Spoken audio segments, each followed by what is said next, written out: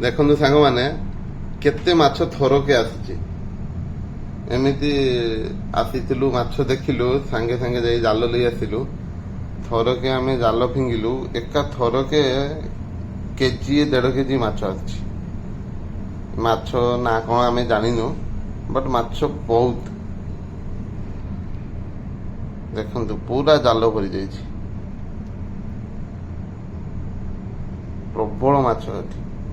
ବାହାରେ ଏମାନେ ମାଛ ଧରି ଜାଣିନାହାନ୍ତି ଇଆଡ଼େ, ନହେଲେ ଇଏ ଆମ ଗାଁ ସାଇଡରେ ହେଇଥିଲେ ୟାକୁ ତ ଏମାନେ 2 ଦିନରେ ସାରି ଦେଇଥାନ୍ତେ।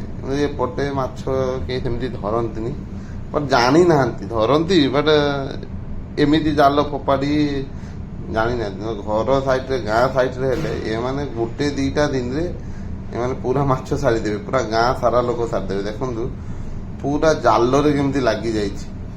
ଖୋଲିବା ପାଇଁ ମତେ ଲାଗୁଛି 1 ଘଣ୍ଟା ଲାଗିବ। ଛୋଟ ମାଛ ବି ପଡିଛି, ସେଥିରେ ବଡ ମାଛ ବି ଅଛି। ସଫା କଲା ବେଳକୁ ବହୁତ ସମୟ ଲାଗିବ। ସାଙ୍ଗଟା ଆସିଛି, ସେ ଖାଲି ମୋବାଇଲ ଧରିଛି, ଆଉ କିଛି ବି କରୁନି। ପ୍ରବଳ ମାଛ, ଏତେ ମାଛ ଜାଣିନଥିଲି। ଆଜି ଦେଖିବେ ବି ଥରକେ ଏତେ ମାଛ ପଡିଲା।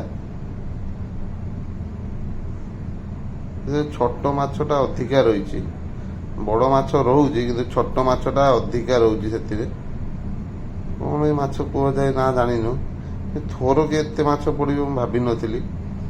ଏମିତି ଆମେ ବୁଲିବା ପାଇଁ ଆସିଥିଲୁ, ବୁଲୁ ବୁଲୁ ସାଙ୍ଗଟା ଦେଖିଲା, କହିଲା ଦେଖି କେତେ ମାଛ। ଆଉ ସାଡେନ ଗଲୁ, ଗୋଟେ ଜାଲ ଗୋଟେ ପିଲା ନେଇ ଆସିଥିଲା ଗାଁରୁ, ସେ ରଖିଥିଲା। ଆଉ ସେ ଏମିତି ମାଛ ଧରିବାକୁ କେତେବେଳେ କେତେବେଳେ ଯାଏ ଛୁଟି ଦିନରେ ବୋଟରେ, ତ ସେଇଥିପାଇଁ ତାକୁ କହିଲି ଜାଲଟା ଦେ, ବହୁତ ମାଛ। ଦେଖନ୍ତୁ କେତେ ସାରା ମାଛ।